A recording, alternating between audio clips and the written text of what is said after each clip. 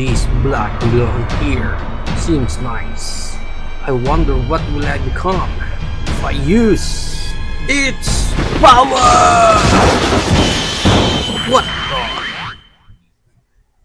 Why did I become so negative?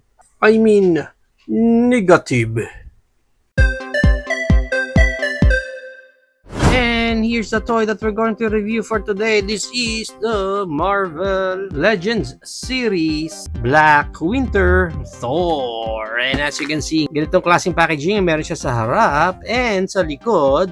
May artwork lang dito ni Black Winter Thor and some bio. And of course, yung iba pang characters na makukuha natin sa lineup na ito. Sa side, picture lang ni Black Winter Thor. Sa kabilang side, picture ulit ni Black Winter Thor. Sa ibabaw, Marvel. And sa ilalim, barcodes and stuff.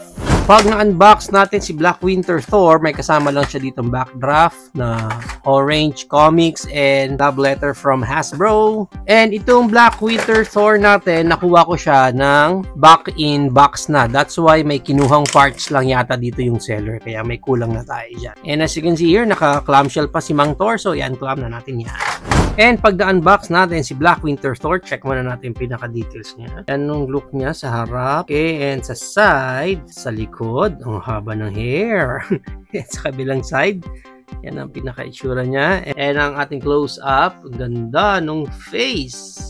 Ang astig ng face niya. Ang astig ng face niya. And kung makita nyo yung hair niya, no, mafe-feel mo talaga yung mahangin ba sa labas. Yan. Ganda, ang ganda ng pagkakagawa ng hair niya. And yung details pa nung kanyang outfit. Texture talaga siya doon. Which is nice. Ganda. Ganda rin, ganda rin. And yung kanyang cape, parang medyo manipis yung cape niya. Kaya hindi siya ganun kahigat. Actually, parang may pagka-transparent. Ayan, no? May pagka-transparent na yung pinaka-cape niya dyan. And para sa kanya articulation, yung head niya naro-rotate. Ang bigat ng head niya dahil sa hair na to. Medyo ramdam mo yung weight ng kanyang head. And may look down siya na ganyan. Yan, ganyan yung look down niya. And yung look up niya, halos konti na lang dahil yung nakaharang yung hair niya dito. And hard plastic kasi ito. Next is yung kanyang arms wide open. Meron siyang Creed moment dahil ito mga soft rubber naman yung sa shoulder pad niya. And then of course, naro-rotate yan 360 kasama yung shoulder pad. Yung bicep niya, naro-rotate din 360. Yung kanyang elbow bent, single joint lang. Yung kanyang kamay, naro-rotate ng ganyan. Meron siyang down na ganyan and up na ganyan. Next articulation niya, yung kanyang ab crunch. Meron siya dyan sa may chest area. Yan, pwede mo i-fold ng ganyan and up ng ganyan. Paano? Meron. And may swivel din, left and right. Yang body niya na yan. And of course, pwede mo ma-rotate din yan 360. Next is, itong kanyang mga skirts is malalambot naman yung rubber kahit pa paano. And yung kanyang Van Damme split, hanggang ganyan lang yung Van Damme split niya. Yung high kick niya, yan, yung back kick niya. Meron naman pero tumatagilid na yung pagka-sipa niya dyan. High part, umiikot yan. Yung kanyang knee bend, double jointed na pagdating sa knees, which is good. Ang ganda ng effect ng knee pads niya dito. Natatakpan niya yung pinakatuhod niya.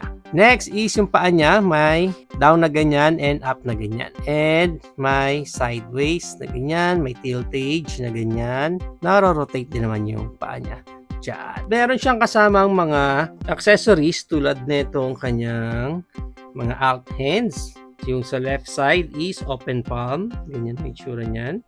And yung isa is weapon wielding na hands. Next natin is yung kanyang Mjolnir. Mjolnir din ba yung tawag kapag Black Winter Thor na or nagbabago din ng pangalan? Kasi yung Mjolnir niya dito is black na black.